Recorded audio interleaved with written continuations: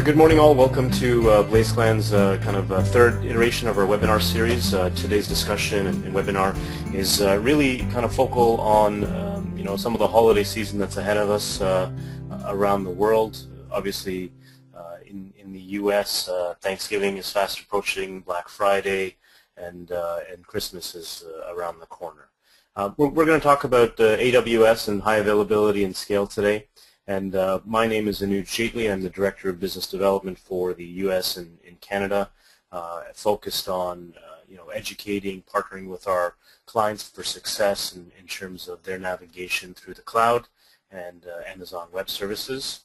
So some housekeeping rules. I'm going to kick off the presentation. We'll have our president and founder of the consulting group at BlazeClan, Varun, lead into the technical presentation. From a housekeeping perspective, please do not hesitate to ask questions via the webinar at any moment in time. What we will do is we will take all the questions at the end, and as many questions that we can answer, we'll have to definitely attack them at the end of the webinar. And any ones that we cannot, we'll follow up with you as an individual post-webinar in a few days' time to make sure that we've got the question answered and any other follow-up from that perspective. So let's get in. Obviously, I've introduced myself. I'm going to give you kind of a high level of who we are from a BlazeClan perspective. BlazeClan was founded about 3 years ago. Really, the company was founded in Pune, India, head office in Pune, India. Our real mantra is, looking at the cloud and enabling all sizes of business, whether you're an enterprise or whether you're a small business or a startup, and really enabling that cloud experience for your organization, navigating through the cloud. We are an advanced partner of Amazon Web Services, so our tools, our resource kit is based on the Amazon tool set. As you may or may not know, AWS, as it's commonly known as, has about 30 plus cloud-based services, everything from compute, storage, to data warehousing technologies and some some advanced bits from a cloud perspective. Our customer base is a wide range. We've got healthcare, finance, etc. In the forte. Very large specialties in various different organizations, as well as kind of our approach in how we enable and adopt cloud services for all sizes of industries and verticals. And I talked about the AWS partnership. We have a strong presence in Singapore and India over the past couple of years, and over the past 6 months have developed a practice here in the U.S. We have an office in New York and focused kind of out of that office for the U.S. and Canada from an inspiration perspective in terms of engaging with North American businesses and helping them on their cloud adoption as well. So yeah, we've been recognized as a very fast-growing cloud consulting, design, implementation, architecture organization. Once again, our focus is on Amazon, so we have a breadth of experience on the 30-plus services that they provide in great detail. And we've definitely concluded delivery services and implementation based on various services for Amazon, and thus making us an advanced partner from that perspective. So I'm going to quickly introduce you to Varun. Varun, as I mentioned, is the founder and president of our cloud consulting business. He will take the group through the technical presentation today. And as I suggested, any questions that do come along, please do not hesitate to ask them during the webinar. And what we will do, and the approach that we will take, is we will leave some time for Q&A at the end, and we hope to answer all your questions that you may ask, and anything that is not asked, anything that is not answered, we will definitely get back to you. Varun, off to you. Thank you, Anuj, and good morning, everyone. I welcome you to this webinar on designing scalable and highly available applications on AWS. So this is the agenda of what we are going to talk about today.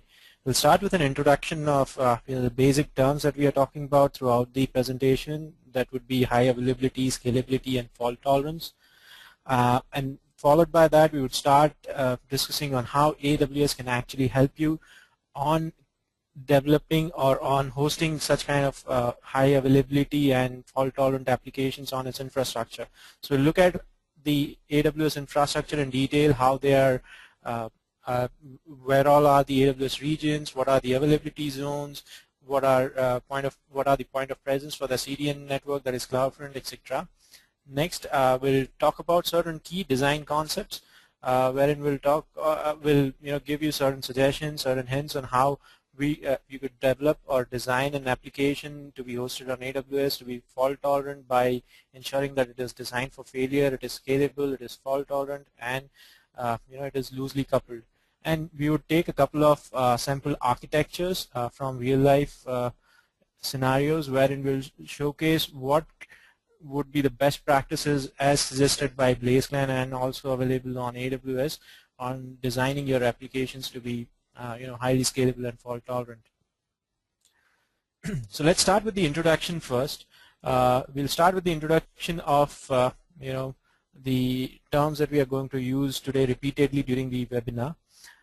First of all of us are aware, or all of us come across certain pages which would say websites are down, a lot of traffic coming in, and the heavy load is the web application you're trying to access is not able to sustain the load, and you get all kind of 404 errors, etc.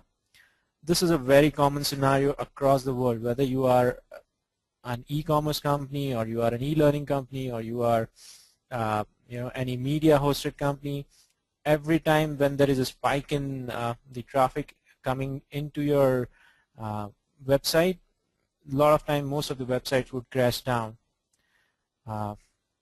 Here are certain statistics that we figured out from the internet, right? According to a report published in 2010, the top 412 e-commerce sites were down for an average of 840 minutes year on year, and that downtime of 840 minutes on during a year would result on an average revenue of $800,000 a year. And the total of what all of those 412 companies which participated in the survey said was the total revenue loss for all 412 of them combined was in excess of $329 million. Now that's a big amount of money. So there is a challenge because obviously with the advent of internet and web scale applications and the penetration of internet, more and more people are coming online, and more websites which are more popular or during the holiday season see a lot of traffic, and which results into downtime because the websites are not designed to be highly available or fault tolerant. These are again certain facts from the online business and downtime facts, wherein the average hourly loss because of a data center downtime in 2012 was in excess of 180,000 on a quarterly basis for for each of the companies. That's the industry average, and those numbers vary from company to company. For a company like Amazon, even a second of downtime would cause them a loss of in excess of $1,000 every second. So ensuring that your website is up all the time is of utmost importance in today's world. And in this webinar, we'll talk about how to build a highly available, scalable, durable, and resilient web application. Before that, let's just discuss these terms in detail. So what do you mean by high availability? High availability is basically a term used to define the uptime of an application. Typically, a highly available application would mean that the website is up for 99.999% or 5 nines of availability is the general standard for certifying that a application is highly available. So what all impacts the availability of an application? It could be a planned or an unplanned outage or a downtime. The reasons could be many. The reasons could be high traffic, planned upgrades of your software, some of the internet connectivity coming into your servers going down, etc. So you need to ensure that all of those points are addressed to ensure that the application is highly available all the time. The goal is there should be no downtime, and the application is up and running all the time, 100% of the time. The next term that we are talking about here is scalability. Now, scalability by definition would mean that an application is able to accommodate the change in traffic patterns without doing any architectural changes and without any human intervention. It's all automated. That would mean that if the traffic coming into my website or traffic coming into my application goes up by 100%, I should be able to add on more resources to ensure that all the new visitors coming onto the application or the new users coming onto the application are able to access the application without any disruption. And similarly, when the traffic goes down from, say, my 100 to a 50 users, the resources should scale down, and which would again ensure that the applications, you save on a lot of cost and you have an elasticity within your application. Your high availability would definitely be impacted because of scalability, because if you cannot scale up, your application is bound to go down, and there would be issues while accessing the applications by your end users. But on the other hand, scalability does not always guarantee availability. There are other factors that should impact your high availability as well. The final term before we start discussing the various architectural aspects of designing a highly available application is fault tolerance. Fault tolerance would by definition mean that there is inbuilt redundancy in your resources or in your application, so that even if there is any downtime or if any of the components within your application fails, you're still able to serve your customers, you're still able to serve your end users. The failure could happen at an application level or at a database level or at a server level or at a network level. You need to ensure that all of those aspects of your architecture are self-healing and fault tolerant. Fault tolerance is crucial to high availability. If your application is not fault tolerant, you would never be able to achieve high availability. So now we'll talk about how AWS can actually help you in deploying highly available applications using their global infrastructure. So we'll talk about some of the key aspects of AWS infrastructure, and we'll also talk about some things that you need to keep in mind while designing your application so that they are fault tolerant. So let's start with the AWS Global Infrastructure first. AWS's global infrastructure is democratizing the high availability concept all over again. The AWS infrastructure is divided into regions and multiple availability zones. The AWS regions are geographic locations wherein there are cluster of multiple different availability zones that would be individual or isolated data centers within co-located or nearby geographical locations. So for example, the oldest region for AWS is in North Virginia, so there are 6 availability zones under North Virginia, which are again isolated data centers. Similarly, AWS has a total of 9 regions across the globe, 4 of them being in the North American region. Then there is one in South America in Sao Paulo. There is one in EU in Ireland. Then there is one. There are 3 of them in the APAC region, 1 each in Japan, Singapore, and Australia. So each region, within the region, there would be multiple availability zones. Availability zones, as I mentioned earlier, are redundant data centers. Apart from regions and availability zones, there is something called as edge locations. Edge locations are different points of presence spread across the globe for helping or which are being used by Amazon's content distribution network called CloudFront. So the blue dots that you see in this map are the edge locations across the globe. There are a total of 42 as of today.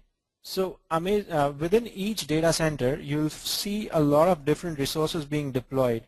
So there would be multiple servers of different sizes, supporting different operating systems, all virtualized environment, automated environment within those data centers.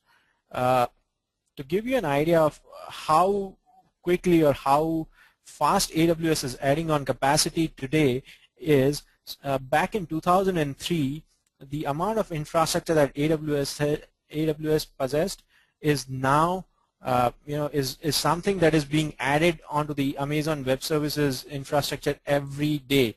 There is infrastructure which is which can support $5 billion of business on a day-to-day basis being added onto Amazon Web Services. That's how big it is. And these are facts from Amazon directly, right? So Amazon's AWS platform is divided into different service levels. So at the bottom you have the global infrastructure, which includes the regions, availability zones, the edge locations spread across the globe. On top of it, there are certain networking services which support the different compute, the content delivery services and database services of AWS. And then there are different application services and deployment and administration services for AWS. Most of the services for AWS are designed to be inherently highly available and fault tolerant. So for example, the most popular service on Amazon, the Amazon S3, is designed to be highly available and fault tolerant. Similarly, the list continues, the list is long. On the other hand, there are certain services which are not highly available, which would mean they do not, which do not come with 5 nines of availability. But those services like the Amazon EC2, which is the virtual machines for AWS, the elastic block storage, which are persistent storage for attaching to Amazon EC2, the RDS and VPC services. Some of these services are not highly available by definition, but they could be made highly available with the right kind of architecture, and that is what we'll learn about today. So there are certain key concepts for designing a highly available and scalable application. The first one of them is design for failure. Everything would fail at some point in time, and whenever you are building an application, there are multiple components to that application. You would include hardware, you would include networking, you would include software. There would be all types of softwares which would enable you to run your application, and chances are that each one of those would fail at some one point or the other. So you must design your application in such a way that it is designed for failure. You should take 2 points into consideration. First, you should avoid single points of failure, and you should assume that everything would fail. Each and every component of your application could fail at any given point in time.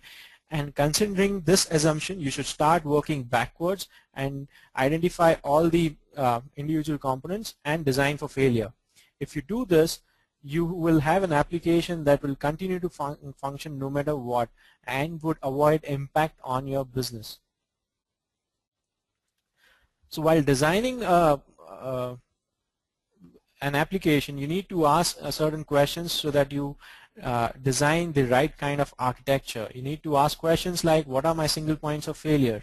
What kind of scenarios do I have to plan for? What happens if a node in my system fails? So you need to ask these questions to ensure that you identify single points of failure. You identify what kind of different scenarios, what would be the spike scenarios in your application.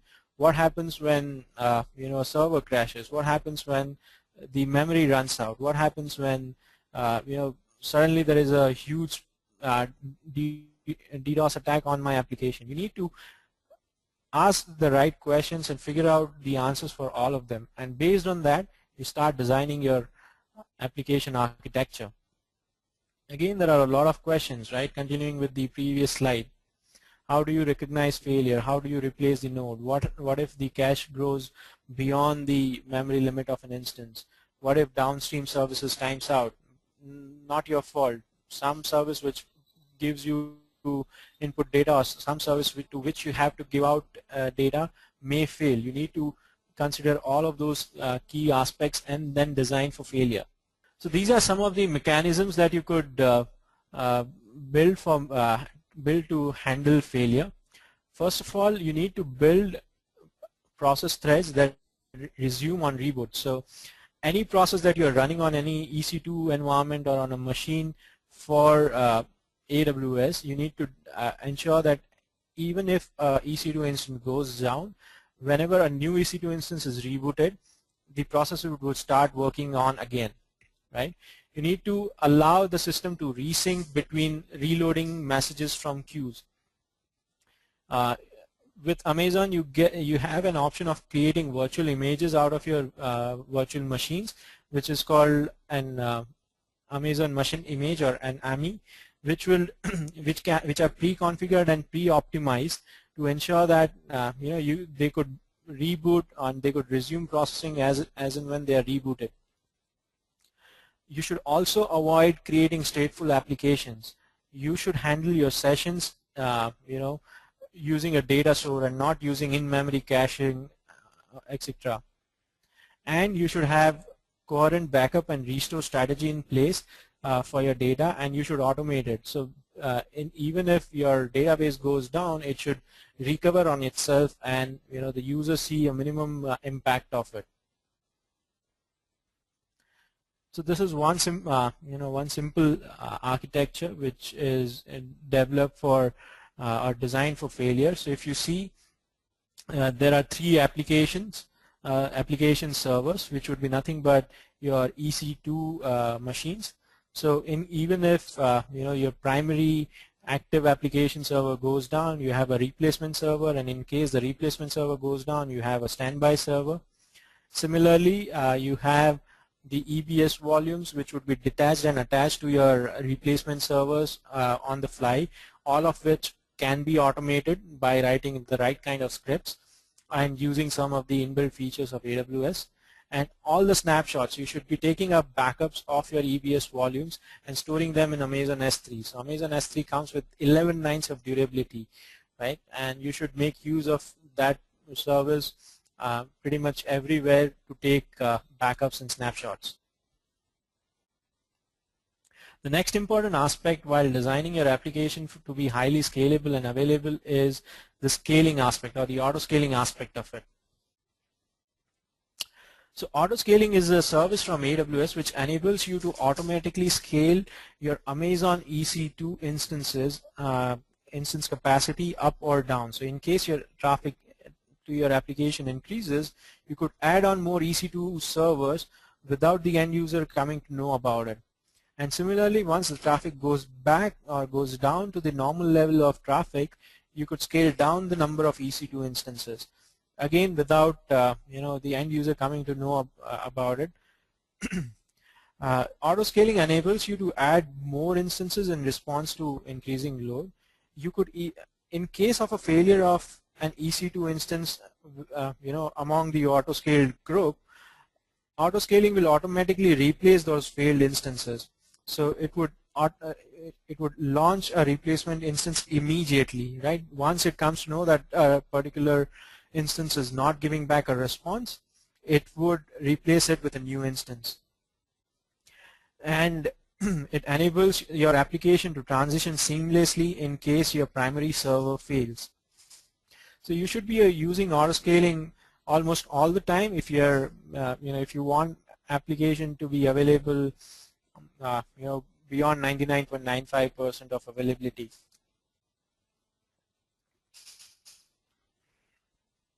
Next service that we'll discuss is the elastic load balancing. Elastic load balancing is a load balancer service from Amazon. The way ELB helps you is it distributes the incoming traffic to an application across several Amazon EC2 instances. So for example, you have an auto scaled group, or you have a number of servers which are up and running all the time to handle the spikes that you get in your to your application. ELB will distribute traffic continuously and uniformly across all of those instances. Now ELB comes with a DNS name. It does not come with a static IP. So what it does is it gets whenever a request is made to your DNS or to your website, it in turn refers to the CNAME of the ELB, and in turn ELB would go ahead and pass on the request to the EC2 instances. Now, the ELB in itself again is an inherently scalable application or a scalable service. So you do not need to worry whether the ELB itself would scale or not. It is inherently scalable service. Yes, there is one drawback when it comes. The ELB does not come. Cannot handle sudden spikes of traffic. So for example, if you get 40,000 hits per second from say 400 hits per second, ELB probably would fail. But if you anticipate such kind of spikes to your application, you would always request Amazon to pre-warm the ELB instances to ensure that the AWS team would scale it up for you to handle the sudden spikes. Another good feature for ELB is that it detects unhealthy instances from the pool of EC2 instances to which it distributes the traffic. So anytime it does not get or does not receive a response from any of the EC2 instances, ELB would automatically terminate the unhealthy instances and stop sending traffic to them. And auto scaling working with ELB would bring up a new instance automatically. So an ideal use case scenario would be you use ELB along with auto scaling. Auto scaling and ELB are an ideal combination. Auto scaling ensures that there is always the right number of healthy Amazon EC2 instances to accept your request, and ELB would ensure that it detects the unhealthy instances and passes on that message to auto scaling for auto scaling to ensure that the right number of instances are up and running and all the unhealthy instances are out of the auto scaling group. The next key aspect of designing your application on cloud is designing a fault-tolerant application. A fault-tolerant application would be self-healing, and it would use the features that we discussed earlier on, like ELB and auto scaling.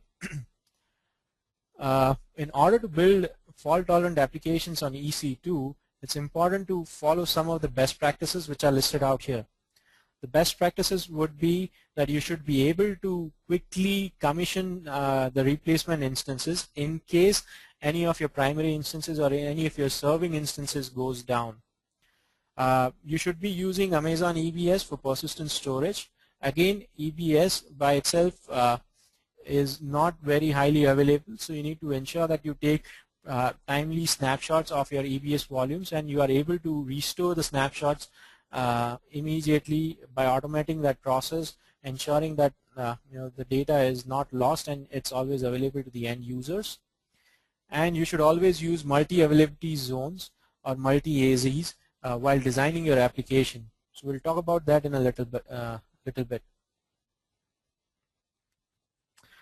So let's talk about the multi-AZ architecture. So as I had mentioned earlier, Amazon is made up of multiple regions, total 9 of them, and each region internally will have multiple availability zones. Each of these availability zones are independent data centers located within geographical vicinity so that there is minimum amount of latency between them.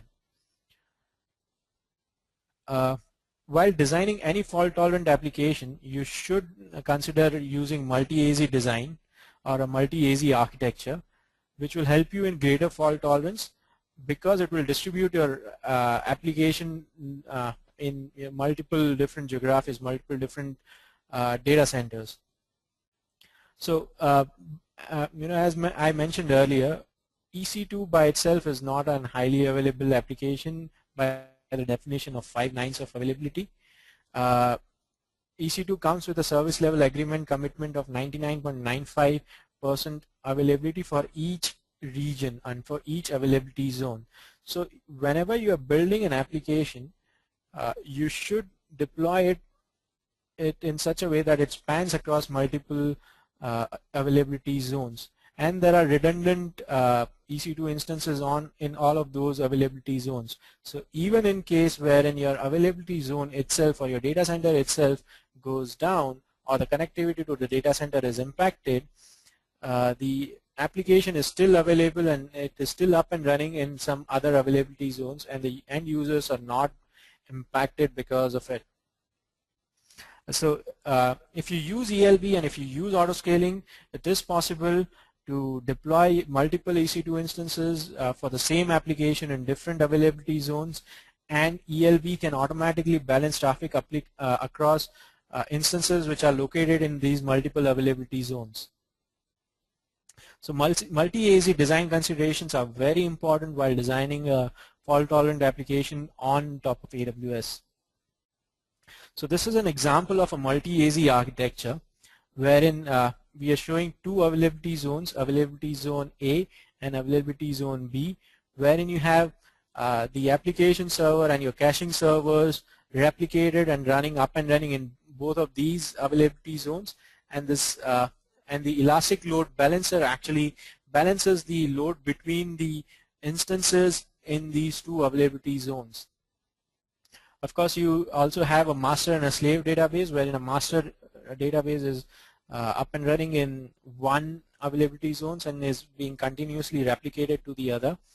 And in case the master database goes down, the slave database is automatically enabled, and you could your application is not impacted due to the unavailability of the RDS. Finally, another key concept which relates to both your application as well as the AWS architecture is that you should design your applications to be loosely coupled. Loosely coupled applications or systems are, as we all know, would be applications which have independent modules which interact with each other without having much of dependency on each other. So it's not a sequential process, for example, but it would be a parallel process, or it would be a decoupled process. So loosely coupled systems are more fault tolerant and can achieve a bigger scale, because you could scale up each of the loosely coupled component by itself, right? Because so if your application tier is loosely coupled from your database tier, you could scale up your application tier to a large extent, keeping your database tier which is not scaled up, right? Loosely coupled applications or systems on AWS would allow you to decouple the systems and could allow you hybrid models, which would mean some part of your applications, in case you are not willing to put it onto AWS Cloud, you could still put it onto your local data centers and use AWS for certain applications like web servers or application servers, and then have the loosely coupled components communicate between each other. Amazon provides, or AWS provides you a service called as SQS, or Simple Queuing Service, which is an application, which is a queuing service provided by AWS, which could be used to a large extent to design loosely coupled systems and to design systems which are highly scalable and fault tolerant. So you should be basically designing for a jumble of black boxes. Let's look at some of the diagrams on how you could basically create or develop applications using SQS. So using SQS, you can use SQS to isolate components, as we saw in the first diagram, and you could also use SQS to act as a buffer between components. So for example, if your caching server or your web server, as in this case, sees a lot of traffic, you could use SQS to ensure that you are able to auto-scale the processing servers at the back end depending on the number of requests that you get in the queue. So if the queue expands, or if the number of messages in the queue increases, you could in turn at the back end increase the number of processing servers. That is one example. Similarly, it could be used for auto-scaling a whole bunch of other components that you use within your application structures. So you should be designing all of your components such that they expose a service interface, and that service interface or that component is individually responsible for its own scalability, and it also interacts with other components in an asynchronous manner and not in a synchronous manner. What that would mean is the processing on say step 2 is not tightly coupled with the completion of processing in step 1. It's not a sequential process. It's decoupled and asynchronous. You should be bundling all the logical construct of a component into an AMI or an Amazon machine image so that it could be deployed more often and it could spin off on its own. You could spin off similar kind of applications or same web servers multiple times using AMIs. And you should be making your application as stateless as possible. A stateless application would mean that the sessions within your application for your applications are not stored using caching. You basically store them using outside of that application component.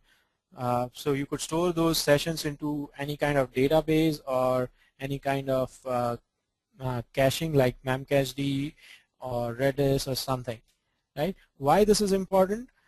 Because you have a bunch of EC2 servers, and EC2 servers are behind a load balancer. If you're using ELB, then they are behind ELB. Consider a scenario in case one of the EC2 servers behind the ELB goes down and it had a few users connected to it. Now, if you have a stateful application wherein each server or each component of your application stores the state in itself, the next time the user makes a request, the application server has gone down and it would not find the right connection again. So the user will have to re-log in, for example.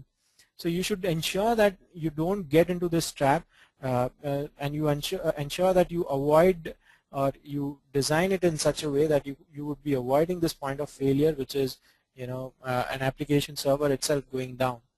So your application should be as stateless as possible, and there are multiple ways of doing it. Now let's talk about let's look at some sample architectures which we have figured out are most common in use. We'll talk about 3 sample architectures. The first one being high availability architecture using Amazon RDS.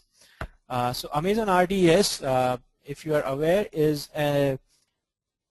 called the Relational Database Service, which is managed database service on AWS.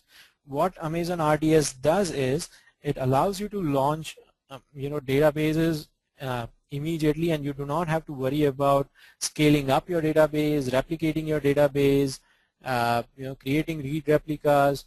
All of those things are taken care by RDS, which essentially means if used correctly, it could help you in creating applications which are highly available. So currently, Amazon RDS supports 3 databases in general: Oracle, MySQL, and SQL Server database. So in this application, if you see, we have deployed the application servers and the databases into 2 availability zones. The elastic load balancer will distribute the traffic across the multiple application servers in a round-robin fashion, which is what the elastic load balancer supports right now. And the application servers in turn would connect to the master database, which is present in the availability zone A.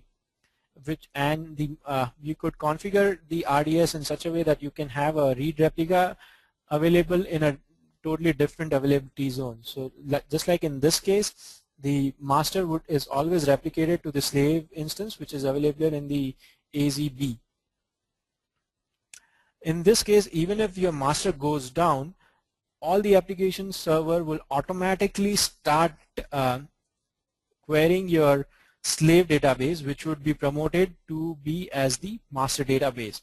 And eventually, after some time, your master database would be replaced with a new database, and which would become a slave, because the previous slave is now the master and the new instance will become the slave instance. So this is how you could basically design for high availability within your database using Amazon RDS.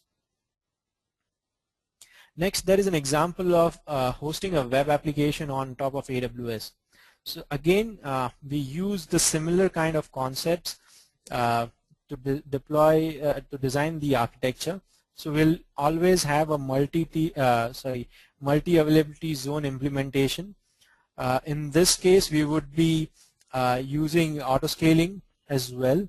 So auto scaling would ensure that your unhealthy instances are replaced. Your it could cater to your scaling up or scaling down requirements, etc. Beneath the auto scaling group, we again have load balancer, which basically connects balances load between different app servers. The load in this case, the load balancer is a different load balancer apart from ELB. This would be your own software load balancer, something like an HA proxy, right? Because ELB cannot be used at the second level of for load balancing. It is always used at the top. And beyond that, you also have again an RDS deployment of MySQL, which is the most popular tool or database being used for large-scale web applications today. And again, the MySQL database would be an RDS database with a master and a slave replica of it. We are also using S3 bucket to ensure that we take proper snapshots and images to ensure that the backups for all of those application components are in place. So this is another example of a web hosting architecture on AWS. Next, this is a simple architecture for developing a reader farm. So for example, if you have a large application wherein you have a lot of reads coming in, read queries coming in, you could use this architecture.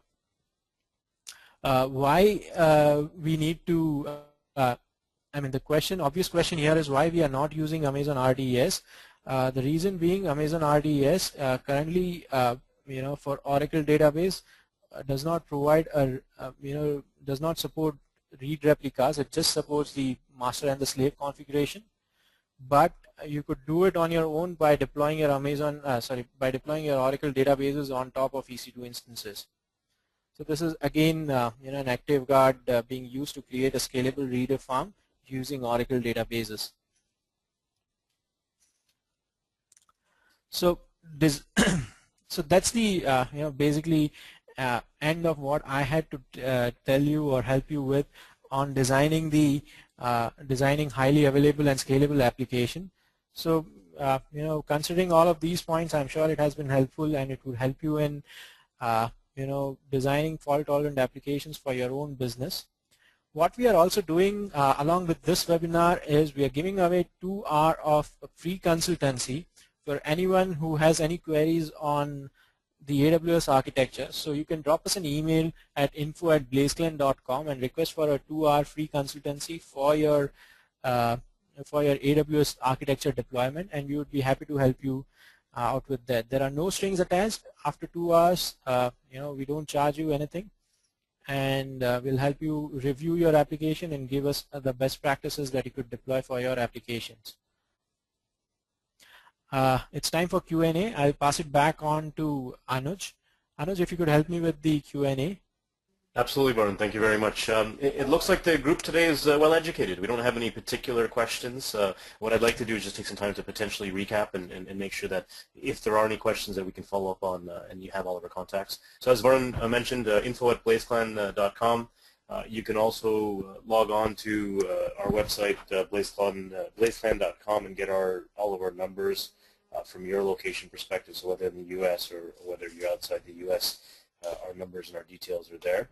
And what we'd like to do is do not hesitate to join our future webinars. So we're continuing the webinar series. We're changing up some of the times based on some feedback that we've had from our clients in the Western time zone. So we're not getting everybody up at 7:30 in the morning. We're going to shift and make it more comfortable to cover both the Pacific Standard Time and Eastern Standard Time ongoing. So that's something that we're going to change from our future website. And then please do not hesitate to take avail of the 2-hour consultation. So from our perspective, when it comes to Amazon's high availability offering, there is a significant amount, and it can be designed very differently in the uniqueness to your organization. So whether your organization is looking at something from a global perspective in terms of high availability, or looking to focus on a particular region, or looking to have auto scaling so that you can leverage traffic optimization when a number of users or number of sessions are hit. How do you auto scale and on the fly per se add servers and compute power and storage power as required? So don't hesitate to come from that perspective. I think that's about it. I mean, the other things that I'd like to mention is just anything else. I mean, high availability is not just about the front-end web servers. It's also a bit about your database servers, and we can always speak more about that. Varun, any final closing items from your perspective, from a technical perspective, before we close off the webinar? Sorry, one other housekeeping. The webinars are recorded. We will post them on our website, and we will make them available to you. We actually encode and use AWS for all of our webinars, so they're optimized for your viewing pleasure. And we will follow up with an email to make sure that if there are any outstanding items, we can cover up. And Varun, I'll pass it off to you again. Thank you, Anuj. So thank you guys for attending the webinar, and I hope that it did provide some kind of value to you guys. As I said, feel free to reach out to any one of us using our numbers and using our email ID info@blazeclan.com for any queries that you have on AWS. Sorry, by the way, Varun, just to interrupt, there is one question that did come inbound, so let me just take a quick look at it. Sure. And we will answer this accordingly. So there's a question in regards to the speed required between the pipe, the DB and the web servers. The question is around, do we need 10 gigabits pipe between the DB and web servers? So I don't know, Varun, if you can answer that, or if we can take that offline and respond back to the questioner ideally. Well, I think it's a two-part question, Anuj. It says, if the first part is it possible to use RDS on the same placement group as our web servers? And then I think that's the second part of it. So yes, the RDS and EC2 or your web server instances are there, and it can be there on the same availability zones, which is basically the same placement group, right? Something that we saw earlier in one of those sample architectures, and they are on the same placement group, so the connectivity between both of them is of high bandwidth. So yes, yes, it is possible to do that. Placement group is the same cluster. Yeah. So yes, as I mentioned, your availability group zones, sorry, your EC2 instances and your RDS could be in the same availability zones, ensuring minimum latency and high bandwidth. I hope that answers your question.